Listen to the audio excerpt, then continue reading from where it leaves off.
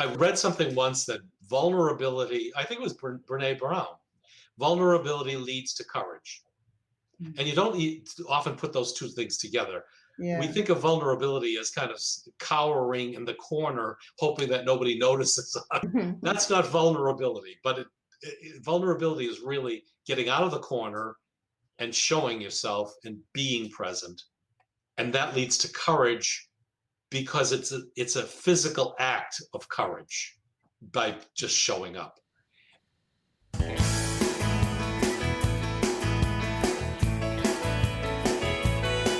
Emily Harmon, host of the Onward Podcast. My guest today is Michael Parise. Michael is a teacher, a mentor, a healer, an author, and an artist. As a life and spiritual coach, Michael is certified in spiritual direction and emotional recovery. Furthermore, as a Catholic priest who decided to leave parish ministry after over 3 decades, Michael has a unique perspective on how to guide others through self-awareness to pursue a new life. Michael's vision for the future is to help make the world a more loving, accepting, and generous place for all. And I can tell you that Michael is definitely doing that. I put a link in the show notes to the very first episode that I did with Michael. And this episode was actually conducted live the same week that his first episode came out. We wanted to go live and answer any questions. And we did get a few questions from the audience, which he answers in this interview. The Onward Podcast is brought to you by my company, Emily Harmon Coaching and Consulting. You can go to my website at emilyharmon.com to learn about the services that I offer. I also put a link in the show notes to a new book that recently came out, and I wrote a chapter entitled How to Put Yourself First. The name of the book is Step Into the Spotlight, and we all are stepping into the spotlight of our lives, whether it's our life as a person, a human being in this earth, whether it's being a podcast host, running a business. We all find ourselves under a spotlight at some time in our lives. There's lots of great information in this book, and it's a bestseller in 5 different countries. And now, on to the interview with Michael Parise. Michael, thank you for being on the Onward Podcast today. I know you're laughing because we had a few technical glitches, but we're ready to go. Yeah, we love technical glitches. Yeah. Especially when we solve them. You didn't let your saboteur get to you. We remained calm. Yeah. You're the saboteur slayer. So your Onward Podcast actual interview published on Monday. And this interview is just to kind of discuss that interview. And hopefully, if people had questions, they could come and ask them. And just to talk about it a little more, how did you like your episode? Well, I finally listened to it. I recognized a couple of things. One is that I'm used to speaking in public, and I sound like I'm talking to a church full of people. That was kind of fun. But no, I was really grateful for the questions you asked and the way in which you led the discussion, because it really helped me to focus and to say the important things I thought were necessary to say. So well, yeah, you said a lot of good things, and I think you're a great interview guest, and you shared a really compelling and vulnerable story, part of yourself. Yeah, there are things I said in that interview I've never said in public before. Wow. Yeah. And I was really strong. And when you listened to it, were you like, oh, shouldn't have said that? Or no, while I was saying it, I said there were a lot of things happen at once in one's mind. The first thing was, I wonder if I should say that. And the second thing was, no, it's time to say it. So it's time to say it. I want to be vulnerable and honest. I want people to know what's going on and how difficult life is for people whom they think it's easy. I've spoken to a lot of people who know priests and who are faithful members of the church and what have you, and other clergy. And they really think that clergy have this nice life. We get to talk to each other as fellow clergy, and everybody's happy and supportive and loving and kind. Right, because you abide by the Bible. So right. You're perfect. Yeah. And that doesn't always happen, I mean, we can make believe it's going to happen a lot, but it doesn't always happen. So it's important for people to know the real me, and the fact that playing a role or being in a role, which a lot of people have to be in, like doctors and dentists. I mean, if your doctor really said what he or she was thinking while you were complaining to them, you wouldn't be going to see them very much. So there is an appropriate role playing that is there, but then there is in the spiritual life, there has to be more. There has to be the revelation, the unveiling of the deeper life of a person in order for that life to have an effect on other people in a positive way. And if you can't unveil your deeper life, and it's like marriage for that matter, if you can't unveil your deeper life with the persons you really love, then what's the point? You're really just playing a role. And we have plenty of people who can do that very well, but we don't have enough people who unveil their vulnerabilities. Yeah, especially men. You're setting a good example. Thank you. Yeah, I hope so. I care for men in a way that I guess I see in them the little boy that I see in myself. And that little boy is so often playing a role. Now, I've met lot of little kids growing up and as an adult who fit into the stereotypes very well. Not that they're living a role, but they are being given a certain set of parameters that they're expected to express and live in and live through. And that's fine. Eventually they make a choice for themselves. But sometimes they don't get a chance to make that choice because of other issues. And I tend to believe it's based in emotional child neglect. When we neglect kids, we don't validate their real feelings or give them a chance even to express, then it becomes difficult. And they end up saying, okay, I guess the choices I have are limited. And I will stay within those color between the lines kind of thing. And I'll stay there because that seems to be the safe, socially acceptable way of being. How do you feel after like telling your story and being vulnerable? Do you feel like, does it give you strength? Or, I mean, I don't want to put words in your mouth, but what does it do for you? It does give me strength. It gives me confidence that I'm on the right track. Because when words come out of my mouth through my heart easily, I know I am speaking from my spirit. I know I'm speaking from my soul. And I know that I'm being authentic. When I have to search for words and try to parse things so it's very carefully expressed so that nobody gets offended, that's not good. And also when I express myself as if I'm trying to teach something to somebody, like I've got to really tell these people that this and that, that's bad too. That's me being preachy. And boy, I can be preachy. I mean, I'll tell you, I can be preachy. I can be preachy. Watching, let us know that you're here and ask Michael some questions. What was your favorite part about being a priest? I know you liked it. You were there for a long time. So what was your favorite? I think the favorite part was the liturgy. I loved liturgy. I loved the ceremony. And I loved putting together with my musicians, my choir, the organist, the other people who were assisting. I love putting everything together and presenting a beautiful liturgical experience for the people. I would often sing the entire Mass on special holidays, the use of incense and vestments and things. They didn't make me look or feel better about myself, but I was doing it for them. I remember a remark that I had a beautiful new vestment that I had made, and I said, I really love this. I said to someone in the back room before we started Mass. And she said, well, Jesus didn't really care one way or the other. And that wasn't the point. I know Jesus didn't care one way or the other. But it was for you. I'm doing this for you. I can't see myself. I'm doing it for you so that you have an experience visual. So, yeah, I really love doing that. And I used to get into a groove where I would just be there with the angels. It was really great. Yeah.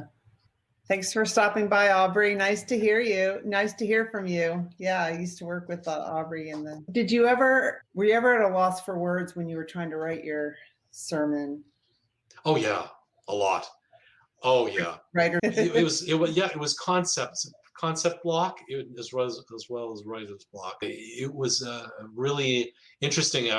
For the first 20 years, I wrote out all my homilies in a way that as if I was speaking them, because I wanted to make sure I stayed with a certain parameter and didn't get off track, and also time-wise. Then after that, I said, I'm going to just throw that away. After 20 years in, I started speaking off the cuff so that I would, yeah. And so if I came up with something to talk about just even before Mass sometimes, because I was trying to zero in intuitively in what was going on in people's lives and how did it relate to the readings for Mass that day. Yeah. And that's what I would preach on, according to the Mass that I had, the group of people in front of me. I would often have 2 or 3 times I'd be preaching, and each of the sermons was a bit different. So a LinkedIn user, it doesn't say who your name is because you got to register your name with StreamYard, but it says, Michael is the man, one of my favorite people to speak with. And then somebody else said, thank you for hosting. So thank you guys for being here. And if you have any questions for Michael, submit them, type them in and we'll make sure he asks them or answers them. So the name of your book is Life Interrupted. Oh, thank you. I'll hold it up too, but I've got there it is. Here. Taking Perfect. charge after everything has changed. And, this could apply to a lot of people, not just somebody leaving the church. But tell us a little bit about your book. Well, I wrote it to be a self-help book so that people could read it and become their own best rescuer and look at the gifts that they've been given. So that each chapter is really talking about specific gifts that all of us have as humans. And they are offered as an opportunity to reflect on not just their gifts, but on how those gifts were activated in me. So the book is semi-autobiographical. It also tells a lot about my background and why I became a priest. It talks about me being a gay man as well, and the struggles of being in the closet for all those years and trying very hard to understand the relationship between my sexuality, my spirituality, my faith, and my background as a biology major. I was going to be a dentist originally. Mm-hmm. So all these things kind of come together in the book, and it's an opportunity to reflect on some of the spiritual truths that really undergird who we are as humans. Yeah, I like what you wrote. I've got mine all underlined. I didn't have a highlighter, but it's underlined in pen. You say, our world is accelerating constantly, and we need to find ways not just to catch up, but to intentionally create lives that we enjoy living, that enable us to thrive through inevitable change. And yeah, I think a lot of us, we get caught up in just the day-to-day, and we just go through the same motions sometimes, and we haven't really been intentional. And I think sometimes we think, well, I'd love to do that, but I don't think I could, and certain things hold us back. When if we maybe spend a little more time, we could figure out how to do it because we're only here once. Absolutely. I read something once that vulnerability, I think it was Brene Brown, vulnerability leads to courage. Mm-hmm. And you don't often put those two things together. Yeah. We think of vulnerability as kind of cowering in the corner, hoping that nobody notices.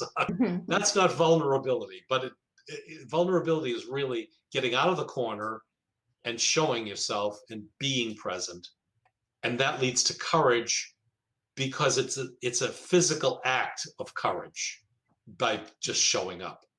And somehow when we get physically connected with something that's very important to us, then the rest of it kind of catches up with it, so that we catch up with the words we want to speak. We catch up with the mental agility we need to have in that moment. You've seen people, when they're confronting injustice or evil, and they get up there and they say the most marvelous things in order to defend somebody who's being beaten up or whatever. And they themselves are showing that great courage. And then afterwards, they don't even realize they did what they did or said what they Yeah. said. And it kind of drains you too after you've finished. And it feels like you've just been beaten up. But that's the adrenaline rush. Yeah. And that's important to remember too. Adrenaline and cortisol have an effect on us like a hangover. So that when we feel kind of sick after doing something important, that's a good sign. Yeah, that's a good point.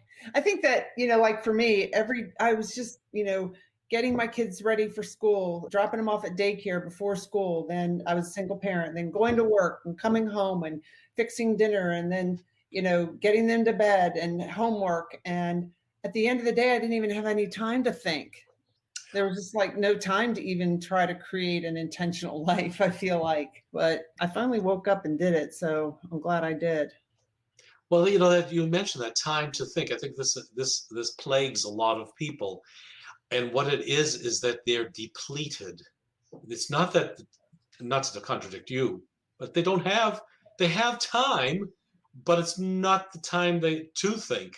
It's the time to restore themselves. Right. Yeah, that's true too. And so oftentimes that we want to have time to think.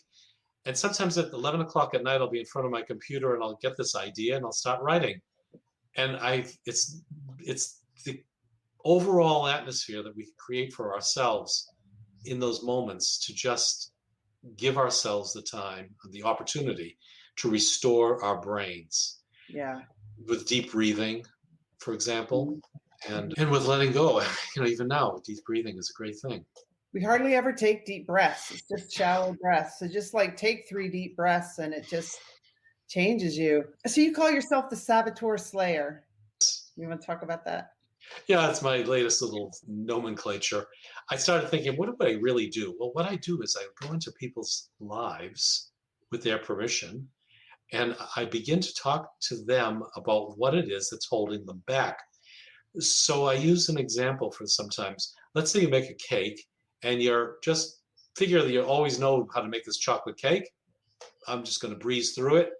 Grab the salt rather than the sugar, put it right in there and not realize it, and then serve the cake for dinner with a dinner party. It was a birthday party, let's say, and everyone's throwing the cake out of their mouth and just yucking it up. And hopefully they're friends so you can laugh. Right. Well, what was the cause? What was the saboteur? What was getting to you? Oh, I put the salt rather than the sugar. Well, no, that's not it, because you've made this cake many times. What was going through your mind at the time? Well, I was in a hurry and I figured I would already know what the cake recipe was about. Okay. The saboteur then was you were in a hurry and you weren't conscious. You weren't attentive to something that you always did, but really can't be done on autopilot. Okay. So your saboteur was actually you not being conscious. Yeah. So what was triggering the non-conscious moment? And then you go back a little further in the day. Well, I was actually thinking about a fight my boss had with one of the employees. And I was really concerned about how she was reacting, my fellow employee, and how she was feeling. And I was really getting really sad about the whole thing. So empathy was causing you to not be conscious. Concern and love and empathy. Isn't that wonderful? So you screw up the cake because of empathy. Oh, okay. Well, why were you so empathic? Well, I can remember so many times my parents weren't empathic when I was in trouble, and I really felt badly for her the way I would feel badly for me if I was in that situation. So possibly an instance of childhood emotional neglect triggered the cake problem. So that's how I go back into it. That's a good example, Michael. Yeah. Thank you. So Annette asked a question. She said, left the church as well. It really upset my mom, and she can be very mean, angry about my choice. I'm curious how you dealt with others' negative responses to your choice. Thank you, Annette. I really appreciate the question. And it's certainly something that is very big. People were not that negative about my leaving because I just left. I didn't warn too many people. I think the people who were upset. Nobody was angry. My mother had died, And my father died that year. And just before he died, he said to me, Michael, if you ever have to leave the priesthood, it's okay. He somehow might have known that there were things going on in my life. So I didn't have any problems there. My brother and sister weren't concerned either. My best friend wasn't. He understood what I was going through. The issue I see in your question is that it upset your mother. I don't know how old you are or your mother, but if you're over the age of 18, this is going to sound mean, but she has no business telling you how to live your spiritual life. And she may be upset because she thinks maybe you're going to hell or something. I don't know. But you said also she can be very mean and angry. I wonder if she's been mean and angry toward you about other things in your life. And that, in fact, this is just another trigger, another excuse for her to express her own disappointment about herself. Because I find that mean and angry people are usually upset about their own experiences. So you can't do anything to change your mother. Live your life and know that if you are following your conscience, negative responses might come along. But I really wonder if you can maybe repair your relationship with your mother over time if she sees that you're doing fine, and in fact that you don't bring up the issue again. That's sometimes a good thing. That's a good point. I wonder too if her mother's also could be feeling like she wished she had left the church, but she didn't have the guts to do it or the nerve to do it. And then she sees her daughter do it, and the upsetness is a lot about the mom as well, too, right? It's something yes. with her. Oh yes, definitely. I think it goes back to a lot of things. Yeah, and that says thank you very much. Yeah, you're welcome, Annette. And please feel free to email me or call me anytime if you want to discuss this further, please. Mm-hmm. And Aubrey was talking about your non-conscious moment, like when you're driving on the freeway. Yeah, wake up, Aubrey. We all do that, though. We get somewhere and we're like, how did I get there? And we can do that with so many other things in our lives. So being present, just like concentrating when you're doing the dishes or when you're baking the cake, just enjoy putting the ingredients in. Try not to let your mind wander back or forth or whatever. It's not easy, but we can we can command our mind to come back and be in the present moment. Yes. Yeah. I've had those freeway moments too, especially at exits. They all look the same in the whole United States. Same green signs. I was like, where am I going? So here's your website, michaelpariselifecoach.com. Yeah. And so tell us a little bit more about your life coaching, if you'd like, and how people can reach out to you. Well, one way is, of course, to access my website, and on the website there'll be phone number, email. My life coaching is very specific to the individual. I tailor make everything, in a sense, to what you're bringing to the table. And I offer complimentary coaching sessions discovering what it is you really want to talk about, what seems to be the issue. And we discover during that time if we're a good match. Sometimes we are not a good match for whatever reason, and that's fine.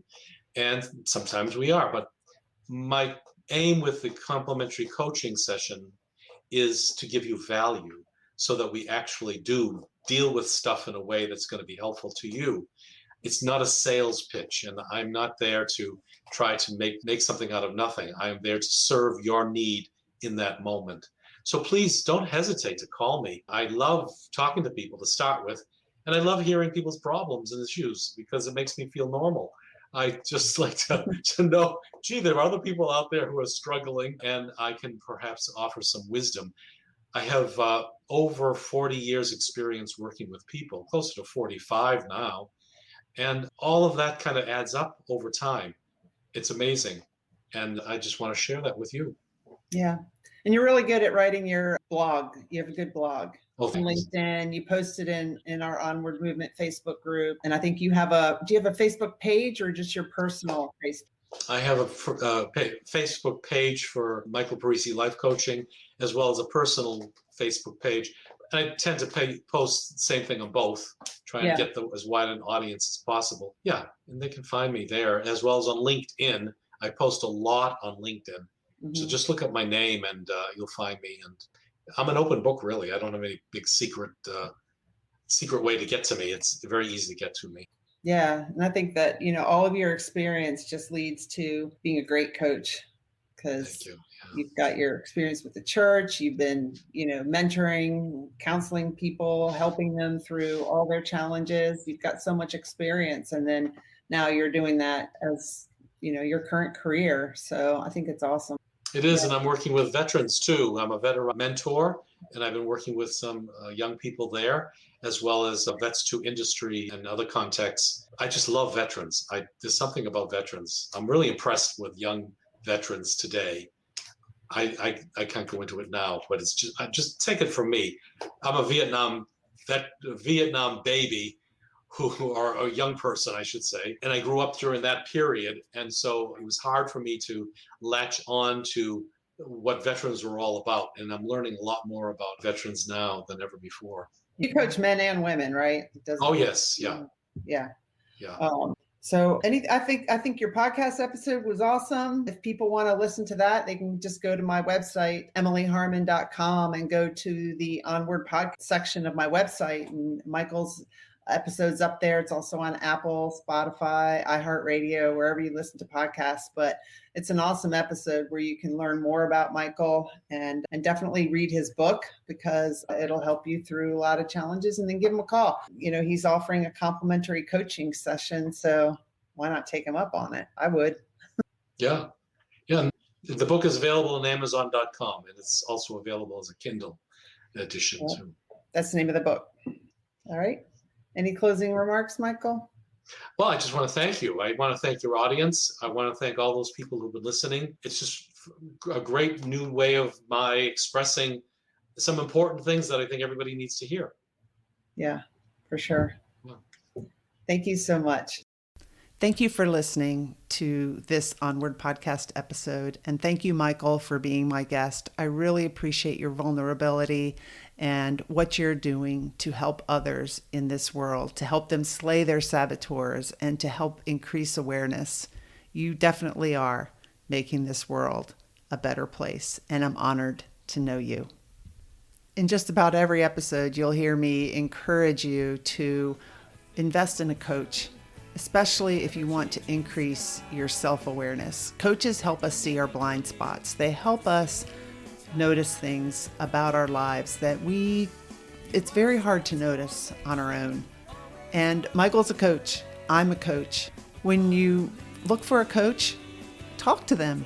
You're interviewing them just as much as they're interviewing you. Nobody wants to be in a bad coaching relationship or one that doesn't really work out. So Michael's offering a free, coaching consultation, and he'll talk with you. And I know that you'll walk away with some actionable tips. Have a great week, everybody, and let's move onward together.